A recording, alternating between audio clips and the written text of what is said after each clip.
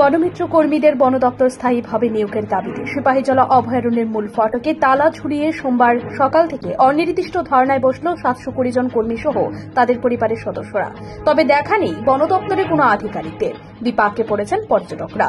তীব্র উত্তেজনা গোটা সিপাহীজলা মূল ফটকের সামনে। খবর পেয়ে ছুটে যায় বিশালগড় থানা পুলিশ প্রশাসন। জানা যায় 2021 সালে আগস্ট মাসে বন দপ্তরের উদ্যোগে কন্ট্রাকচুয়াল বনমিত্র প্রকল্পে সারা রাজ্য থেকে 720 জন কর্মী নিয়োগ করা হয়। তখন কর্মীদের বেতন ছিল যথাক্রমে 3000 টাকা।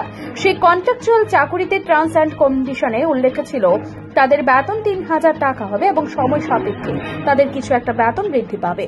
বর্তমানে তাদের বেতন 4820 টাকা হয়েছে। কিন্তু বনমিত্র কর্মীদের বর্তমানে দাবি তাদেরকে বন দপ্তরে স্থায়ীভাবে নিয়োগ করতে হবে। কিন্তু রাজ্য বন দপ্তর উদ্যোগে পূর্বেই যখন তাদেরকে এই চাকরি প্রদান করা হয় তাতে স্পষ্ট উল্লেখ ছিল সেটা কখনোই অন্য প্রকল্পে নেওয়া যাবে না, এমনকি স্থায়ীভাবেও নিয়োগ করা যাবে না। তথাপি বনমিত্র কর্মী সহ তাদের পরিবার সোমবার সকাল থেকে বনভোজনের মৌসুমে সিপাহীজলা অভয়ারণ্যের মূল ফটকে তালা ঝুলিয়ে অনির্দিষ্টকালের জন্য ধর্নায় বসে। এদিকে ঘটনার খবর পেয়ে ছুটে যায় বিশালগড় থানার পুলিশ সহ টিএসআর বাহিনী। কিন্তু বন দপ্তরের কর্মীদের কোনো আধিকারিকদের দেখা নেই ঘটনাস্থলে। অন্যদিকে কোন রকম ঘোষণা ছাড়াই সিপাহীজলা অভয়ারণ্যের মূল ফটকে বনভোজনের মৌসুমে তালা ঝুলিয়ে দেওয়ার বিপাকে পড়েছে পর্যটকরা। বনমিত্র আমাদের 2021 সালে আমাদের নিয়োগ করা হয়েছিল, কিন্তু তখন থেকে আমাদের বেতন দেওয়া হতো। বেতন বলতে একটা এমনি দেওয়া হতো, এটা 3000 টাকার মতো দেওয়া হতো। ওই টাকা দিয়ে তো আমাদের সংসার চলে না। তারপরে আমাদের 20 দিন করা হয়েছে, ওখানে 4820 টাকা দেওয়া হতো আমাদের। কিন্তু ওই টাকা দিয়ে তো আমাদের সংসার চলে না। সবারই আমাদের বনমিত্র কর্মী যারা আছে সবারই না হলেও 4 জনের ফ্যামিলি আছে, 2 জনের ফ্যামিলি আছে, ওই টাকা দিয়ে সংসার চলে না। তার জন্য আমরা সরকারের কাছে অনেক জায়গা থেকে দাবি করেছি, কিন্তু কোনো ফল এখনো পাইনি। কিন্তু এখনই আমরা এখানে এসে দাবি করেছি যে আমরা স্থায়ীভাবে কর্মীতে নিয়োগ করতে হবে। এই সরকারের কাছে দাবিগুলো যে পেশ করলেন, সরকারের কাছে কি কি মানে দাবি নিয়ে পেশ করলেন? আমরা স্থায়ীভাবে এখানে সরকার আমাদের নিয়োগ করার জন্য আমরা দাবি চাইছি। এই দাবি কতদিন ধরে চলবে?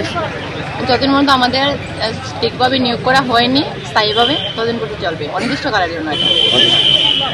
আজকে কটার সময় এখানে ধর্না বসানো? এখানে প্রায় 5:30 দিকে। ধন্যবাদ। আপনার নাম?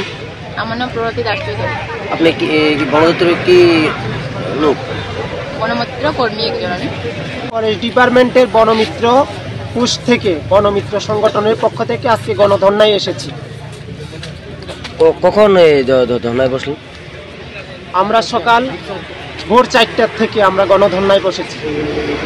এই দাবি কতদিন ধরে চলবে? আমরা যতক্ষণ পর্যন্ত আমাদের ন্যায্য অধিকার লিখিতভাবে সরকার ঘোষণা না করবে ততক্ষণ পর্যন্ত আমাদের এই গণধর্না চলতে থাকবে অনির্দিষ্টকালের জন্য। সরকারের কাছে দাবিগুলো যে পূরণ করলেন সেই হিসেবে সরকার কি ঘোষণা করলো?